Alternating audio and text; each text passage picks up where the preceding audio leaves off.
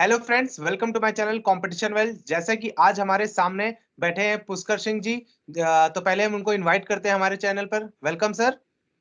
Thank you Abhishek. Yes.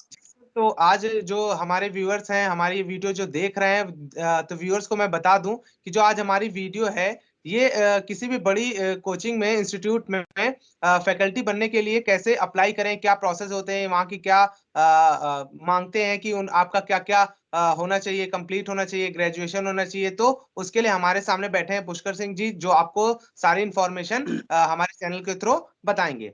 तो hello sir. Hello hello Abhishek. Yes. जी जी सो सर। तो आई जी एम जी Pushkar Singh. I have done my bachelor's from Banaras Hindu University, Varanasi, and then after I have completed my master's from IIT Guwahati in mathematics and computing. Yes. जी। तो sir And आप बताइए कि faculty बनने के लिए किसी भी स्टेट की बड़ी सी बड़ी कोचिंग में क्या प्रोसेस होते हैं, क्या रिक्वायरमेंट होती हैं। फर्स्ट ऑफ ऑल, अगर जिस भी स्टेट में होना होगा आपको, जिसे होना होगा, फर्स्ट ऑफ ऑल आपको वहाँ पे जाना पड़ेगा, रहना पड़ेगा, आपको एकोमोडेशन वगैरह देखना पड़ेगा। First thing, basic requirement is that. And then after you have to apply. Like in my case what I have done, कि मैंने naukri.com से अप्लाई किया था। एंड अप्लाई ऐसे किया था कि वो उस टाइम आ गया था। सो रिक्वायरमेंट थी यहाँ पे, I mean Mumbai. So Mumbai, Allen Mumbai में रिक्वायरमेंट थी। तो मैंने फर्स्ट काम ये किया कि अप्लाई कर दिया। ओके। अप्लाई करने के 2 दिन में मुझे कॉल आया कि actually I was in an NGO, working in NGO at that time. तो कॉल आया कि सर आपका 2 दिन के बाद वो डेमो के लिए हमने स्लॉट बुक किया है, आपको आना पड़ेगा इधर। तो मैं बोला ठीक है। 2 दिन बाद फिर मैं उधर गया। तो और भी आए थे, nearly 8 to 10 people were there from mathematics background. And then yeah, so what happened, that we have given one written test and then after demo, ये हुआ था। तो वही कहीं भी करना है तो आपको, मेरे केस में तो मैंने naukri.com से किया था। और उसके अलावा भी है, आप सिंपली उनके जो भी बड़ी कोचिंग्स हैं उनके वेबसाइट पे जाओ, और वहाँ पे करियर या वर्क विथ अस ऐसा करके रहता है। तो वहां पे जाके आप सिंपली जब भी जाओगे ना तो उसमें पूछते हैं, वो रिज्यूम सेंड करने के लिए बोलेंगे। या फिर आपको उनको वहीं पे उनका एक फॉर्मेट भी होता है कि वहीं पे आपका रिज्यूम जैसा ही, कि आपने बैचलर किया है, मास्टर किया है, क्या किया है, सारी इन्फॉर्मेशन वो ले लेते हैं। और अकॉर्डिंगली जब भी उनको होता है तो वो मेल वेल करते हैं। मतलब जो वहाँ उनके यहाँ केस रहता है तो आपको वो मेल या कॉल करेंगे। वो हाँ होता है, लेकिन मैं बता दूं कि उतना वो वो उतना अच्छा वे नहीं है, क्योंकि वो आप जा रहे हो ना तो उनको वो चीज नहीं होता है कि नहीं, जब भी उस समय तो ऑब्वियसली रिक्वायरमेंट होगा नहीं। रिक्वायरमेंट रहेगा तो खुद ही वैकेंसी वगैरह निकालते रहते हैं। जी। तो इट्स बेटर कि चेक करते रहो, कोई भी फ्रेंड है या वेबसाइट पे भी वो लोग निकालते रहते हैं।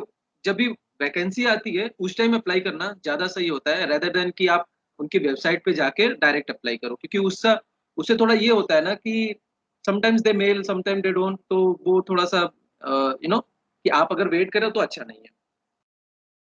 जी, जैसे कि वहाँ पे रिटन एग्जाम और इंटरव्यू दोनों होते हैं।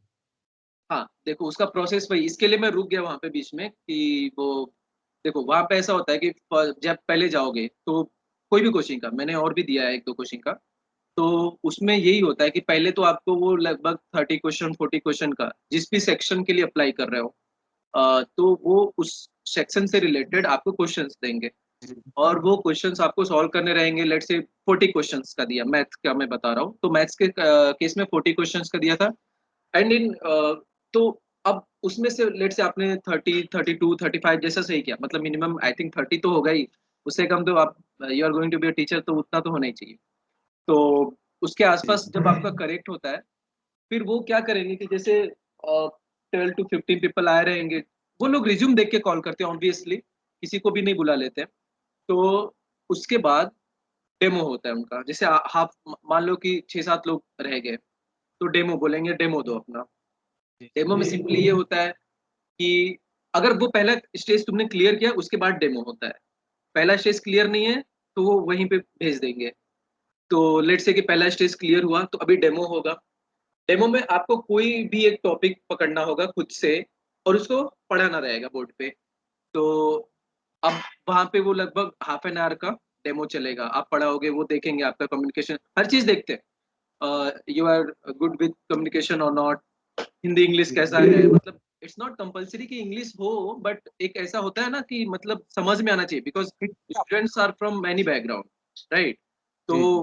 Sometimes they ask question in English only, so एक टीचर ऐसा तो होना ही चाहिए ना कि वो समझ जाए वो कहना क्या चाह रहा है। हाँ, हाँ, मतलब अगर किसी बच्चे ने इंग्लिश में क्वेश्चन पूछा है तो आप समझना चाहिए उस चीज हाँ, को। कम से कम समझ में तो आना चाहिए, ऐसा नहीं है कि आप इंग्लिश टू इंग्लिश ही बात करो। अगर वैसा है तो दैट्स अ प्लस, बट ऐसा नहीं है कि इंग्लिश टू इंग्लिश में ही बोलना रहता है, हिंदी इंग्लिश सब मिला के भी आप वहाँ पे डेमो दे सकते हो। मेरे केस में क्या हुआ कि मैं तो इंग्लिश में ही दे रहा था, तो जो मेरे टीचर थे तो उन्होंने, ऑब्वियसली आप डेमो दे रहे हो तो थोड़ा सा तो होगा ना, थोड़ा सा रहता था कि मुझे थोड़ा नर्वसनेस आ रही है, तो उन्होंने बोला कि sir you can give in Hindi also. तो फिर मैंने इंग्लिश में ही कंटिन्यू किया, लेकिन मैं बता रहा हूँ कि क्या होता है वहाँ। फिर उसके बाद वंस यू आर डन, अभी हो जाता है कि 15-20 मिनट तुम फैमिलियर हो जाओगे, तो वो क्वेश्चंस करेंगे तो उसका रिप्लाई आप हिंदी वगैरह में भी दे सकते हो। तो वो हाफ एन आवर 45 मिनट के आसपास डेमो होगा। ऐसे ही और भी 4-5 लोग का डेमो होगा, वो लेके रहते हैं, फीडबैक फॉर्म उनके पास रहता है, लेके बैठे रहते हैं। तो जिसमें उसमें सब्जेक्ट पे पकड़ कैसी है आपकी, आपका ग्रेजुएशन पोस्ट ग्रेजुएशन जो भी चीजें हैं, फिर कम्युनिकेशन स्किल कैसा है, आप क्वेश्चंस जो आ रहे हैं उसका काउंटर कैसे कर रहे हो, ये सब चीजें कैसी है, उन सब का बना बना के वो दे देते हैं। फिर उसके बाद जो हायर अथॉरिटी जो और होते हैं उनके पास जाता है, और उसमें से वही, अगर वो स्टेज आपने डेमो क्लियर कर लिया तो समझ लो मोस्टली इट्स डन। उसके बाद वही फिर एक और इंटरव्यू होता है, तब जाके फाइनल इंटरव्यू होता है। इंटरव्यू में वही पूछेंगे कि आपका बैकग्राउंड वगैरह, मतलब थोरली ऐसे सामने से, रिज्यूम वाला नहीं। तो पूछेंगे कि और उसके बाद सैलरी वगैरह की क्या चाहिए, क्या एक्सपेक्टेशन है आपकी, वो सब देखेंगे। और उनको मतलब वहीं पे थोड़ा नेगोशिएशन करना होता है, if you are smart enough तो नेगोशिएट अच्छे से करना, क्योंकि थोड़ा सा होता है कि अगर आप, होता है ना कि वो 15-20 मिनट के बाद में कौन कितना बढ़िया नेगोशिएट कर लिया। हाँ। हाँ, तो वो लगभग आधे घंटे तक, 25 मिनट आधे घंटे के आसपास वो चलेगा, और दैट्स इट। उसके बाद फिर एक कंफर्मेशन के लिए थोड़ा वेट करना था मुझे, 1 महीने तक लगभग मैंने वेट किया था, उन्होंने बताया था। वैसे भी मेरा 1 महीने का वो प्रोबेशन, सॉरी, 1 महीने के जैसे जो मैं प्रीवियस कंपनी में था जहाँ पे, एनजीओ में था एक्चुअली, तो वहाँ पे नोटिस पीरियड था 1 महीने का, तो मैंने वो पहले ही बोल रखा था कि 1 महीने के पहले तो नहीं कर पाऊंगा, तो थोड़ा वेट किया, उसके बाद उन्होंने दिया। अच्छा, जैसे कि कोई आईआईटी से गया है और कोई यूनिवर्सिटी से गया है तो किसको प्रायोरिटी ज्यादा मिलती है?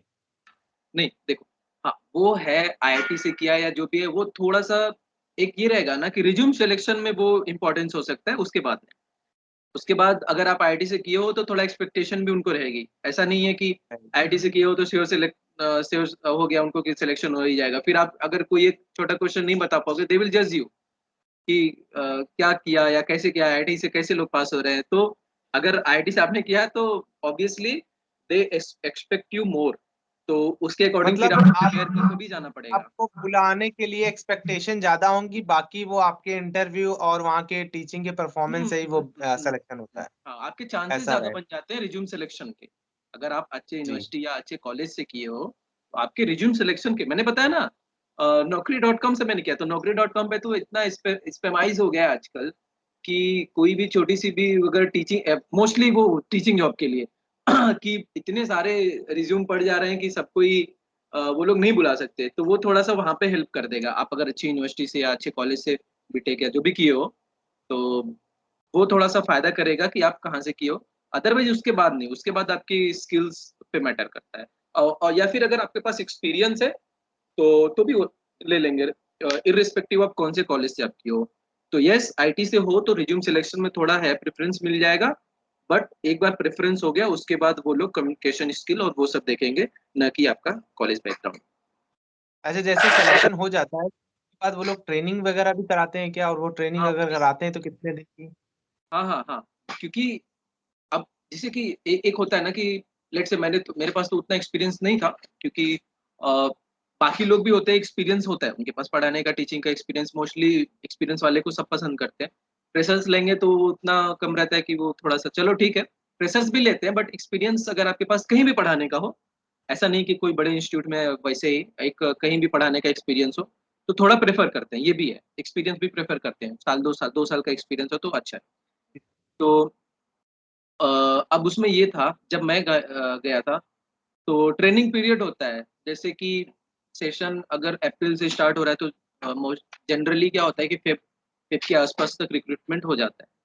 तो लगभग 1 मंथ 1 मंथ के आसपास या 40-50 डेज के आसपास वो ट्रेनिंग पीरियड चलता है आपका। इसमें आपको करना क्या है, कुछ नहीं है, जो मॉड्यूल, जैसे मैं तो एलन में हूँ तो एलन का मॉड्यूल सॉल्व करो, रेसेस जो क्वेश्चंस हैं वो सॉल्व करो, क्योंकि स्टूडेंट्स आपसे पूछेंगे, और थोड़ा सा आपको एलन के हिसाब से पढ़ाना है ना। ऐसा तो है नहीं कि जैसे आप बाहर कहीं भी पढ़ाए हो तो वही चीज यहाँ पे चलेगी, थोड़ा सा सबका अपना अलग एक तरीका होता है। तो तरीका है। उसके अकॉर्डिंग वो प्रिपेयर करेंगे। और वहां भी डेमो होता है, उसके बाद भी आपको जैसे ट्रेनिंग दे रहे हैं तो फिर आपको किसी एक टीचर के अंडर में ट्रेनिंग दी जाएगी। ये और जो सब्जेक्ट आपका है उस पे एक सब्जेक्ट हेड रहेंगे, के अंडर में देंगे कि वो बताएंगे आपको कि ये प्रिपेयर करो और इसका आज डेमो दे दो। तो लगभग 6-7 डेमो होगा, तो फिर उनको लग जाता है कि नहीं, now you are good to take classes. तो फिर उसके बाद आपकी क्लासेस लगती है। तो 1 मंथ के आसपास, 40 डेज के आसपास ये ट्रेनिंग पीरियड। तो क्या ट्रेनिंग पीरियड वगैरह में वो सैलरी वगैरह देते हैं या नॉर्मल ऐसे चलती रहती है? हाँ, तो उसमें भी देखो दो चीजें हैं। ये जो मुंबई में जहाँ पे मैं हूँ, या फिर जिस डिवीजन में मैं हूँ, यहाँ तो फुल सैलरी, जो ट्रेनिंग पीरियड में भी फुल सैलरी दी है, ऐसा नहीं कि कट करते या हाफ देते हैं, ऐसा कुछ नहीं। बट कोटा का I think it's different, training period में कम सैलरी देते हैं। कोटा में तो 6 महीना 1-1 साल तक ट्रेनिंग चलती ही रहती है। कुछ मेरे फ्रेंड्स हैं तो वो बताते हैं कि मतलब 6 महीना हो गया, अभी भी ट्रेनिंग ही चल रही है, ट्रेनिंग ही चल रही है। क्योंकि ऑब्वियसली कोटा में बहुत लोग हैं ना। अब इस इंडस्ट्री में भी इतने ज्यादा लोग हैं कि वो लेते हैं, बल्क में ले लेते हैं, है ना, रिक्रूटमेंट के टाइम बल्क में ले लेते हैं। फिर वो ट्रेन करते हैं, ट्रेन करते हैं, फिर अपने अकॉर्डिंग जैसा जहाँ पे फिट होता है तो उसको ऑल इंडिया, अभी तो कोटा में भी रिक्रूटमेंट हो रहा है, तो it's not necessary that you will be in Kota only, they can send जी यू जी। Anywhere in pan India. Okay, so as one of my friend was also there in Kota, and then now he is uh, subject head at Alan Dehradun. Okay, from जी chemistry. जी। He's from chemistry. He is a subject head at Alan Dehradun. तो जी हाँ, training उसकी भी हुई थी, irrespective of the fact that he had that experience also. He was ji. teaching before in many institutes, and then also he had this training period. Uh, और अच्छी बात ये थी कि उसकी ट्रेनिंग पीरियड कम थी, 1 मंथ या 1.5 मंथ में उसका कंप्लीट हो गया था। तो वो थोड़ा सा था कि अगर आपके पास एक्सपीरियंस ज्यादा है तो ट्रेनिंग पीरियड जल्दी कंप्लीट हो जाएगा इन कोटा। बट मुंबई में तो आपको 1-1.5 महीने में निपटा देते हैं। चलिए, मतलब जैसे कि कोटा की बात करें तो कोटा में जैसा आपके एक्सपीरियंस है उस हिसाब से आपको ट्रेनिंग में रखा जाएगा, और सैलरी बहुत पूरी नहीं देते हैं मतलब वहां पूरी पे। नहीं देते, पूरी जहां तक मैंने सुना है पूरी नहीं देते ट्रेनिंग में कोटा में। बट अदर स्टेट में वो देते हैं, क्योंकि ज्यादा ट्रेनिंग पीरियड होता नहीं है। ऊपर से आप तो वैसे ले रहे हो ना कि पढ़ाने के लिए ही, तो मोस्टली वो लेते भी ऐसे लोग हैं कि जिनके पास थोड़ा एक्सपीरियंस रहता है, तो थोड़ा बहुत जी अपने हिसाब से उनको क्या करें, शेप कर दिया, अभी उनको दे दिया क्लासेस की, लो भाई अभी पढ़ाओ। क्योंकि वो तो पूरा ही देते हैं यहाँ पे, सैलरी पूरी देते हैं, तो फिर क्यों बैठा जी के जी। आपको ट्रेनिंग कराएंगे। चलिए सर, थैंक यू हमारे व्यूअर्स को इतनी टिप्स देने के लिए। अब आपकी कुछ टिप्स है हमारे व्यूअर को कि कैसे क्या करना चाहिए कि जल्दी सिलेक्शंस मिले, क्या क्या आपको वो रखनी चाहिए वहां पर इंटरव्यू देते समय या पढ़ाते समय? बेसिक रिक्वायरमेंट्स क्या होनी चाहिए? तो जी देखो, फर्स्ट ऑफ ऑल, कॉलेज बहुत ज़्यादा मैटर नहीं करता। अगर आप अच्छे बैकग्राउंड से आपकी स्टडीज़ नहीं है तो मेक श्योर कि आप कहीं भी लोकल पे या कहीं भी आप एक्सपीरियंस ले लो थोड़ा, 1 साल या 1.5 साल या 6 महीना, मतलब समझ रहे हो ना, उतना तक ले लो। और उसके बाद दो दो ब्रांच होती है। First is 11-12, that is JEE for JEE, and then second is PNCF division, pre nurture career foundation. तो अगर आपको लग रहा है कि 11-12 में अभी आपको थोड़ा सा प्रिपेयर करने में टाइम लगेगा तो आप पीएनसीएफ डिवीजन ज्वाइन कर सकते हो। एंड अगर साथ में पढ़ाई के साथ में या पढ़ाने के साथ में भी अगर पढ़ना है तो आई से कि पीएनसीएफ डिवीजन ज्वाइन कर लो, उतना प्रेशर नहीं होता है, तो वो कर सकते हो। एंड देन अगर आप पीएनसीएफ डिवीजन ज्वाइन कर रहे हो तो आपको, या फिर 11-12 के लिए आरडी शर्मा कर लो अच्छे से। सिलेबस का थोड़ा नॉलेज होना चाहिए कि जी एनसीईआरटी जी। का सिलेबस क्या है, एससीएससी का सिलेबस क्या है, बस उतने में हो जाएगा आपका। आरडी शर्मा अगर कर लिया अच्छे से ना, बेसिक मोस्टली जियोमेट्री पार्ट, तो वो हो जाता है। यही 11th है। 12th यार, हाँ, 11 ज़्यादा 12 में मैटर भी तो बहुत ज़्यादा होता है। Study Sharma is more than sufficient. जी, जी। चलिए, थैंक यू हमारे चैनल पर आपने इतना हमारे व्यूअर्स के बताया कि किसी भी स्टेट में बड़ी से बड़ी कोचिंग में कैसे आप सिलेक्शन ले सकते हैं, फैकल्टी बन सकते हैं। Thank you sir. या थैंक यू।